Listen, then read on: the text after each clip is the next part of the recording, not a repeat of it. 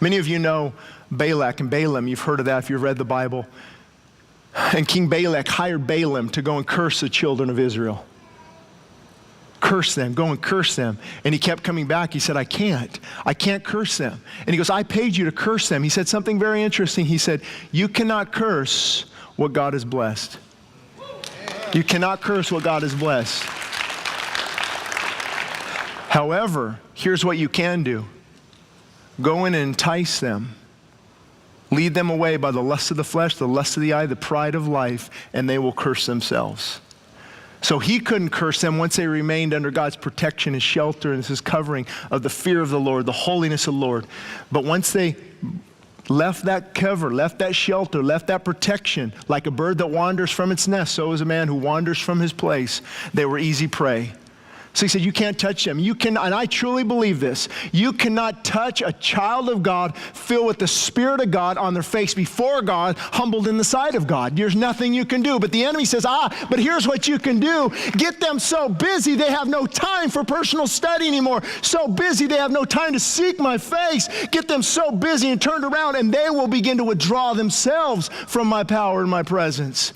See, I want the power of God and the presence of God, or I don't want to have anything to do with religion. I don't know about you, but I want that presence of God, and it comes through holiness. And holiness is not weirdness. It's a broken state that says, I don't want to watch movies where I commit spiritual adultery in my mind. I don't want to lust after women other than my wife and watch these things that take me away from God. God, help me, fill me with your Spirit. God, I need revival. I want you at all costs. That's what it looks like.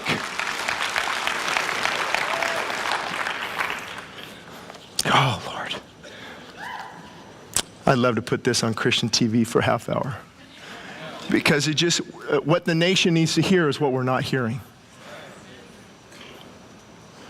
The church was built on repentance and holiness and prayer and fasting and the consecrated life, a fully surrendered life. Now we've drifted. That's I wrote a book, One Nation Above God, because we've drifted from our moral compass. We are now calling things good evil and evil good. We have drifted from God. There are things that are abomination. And God says, there's hope. Guess what? Where's the hope? Washington?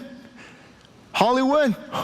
Where's the hope? If my people who are called by my name will simply humble themselves and pray and seek my face and turn from their wicked ways, I will hear from heaven and I will forgive their sins. If my people, see, I'd rather have 1,000, I don't know how many right here, versus 10,000 people wanting to be entertained. I just want men and women filled with the Spirit of God to say, God, we're going to lay hold of you. See, I remember all-night prayer meetings. I remember when we came so hungry for the power of God that we weren't going to leave. We weren't in a hurry. We lay prostrate on the ground saying, God, unless you save my child, they are destined for destruction. Unless you turn this nation around, unless you turn the state of California around, we are hopeless. You are our only hope. We are relying on you and you alone.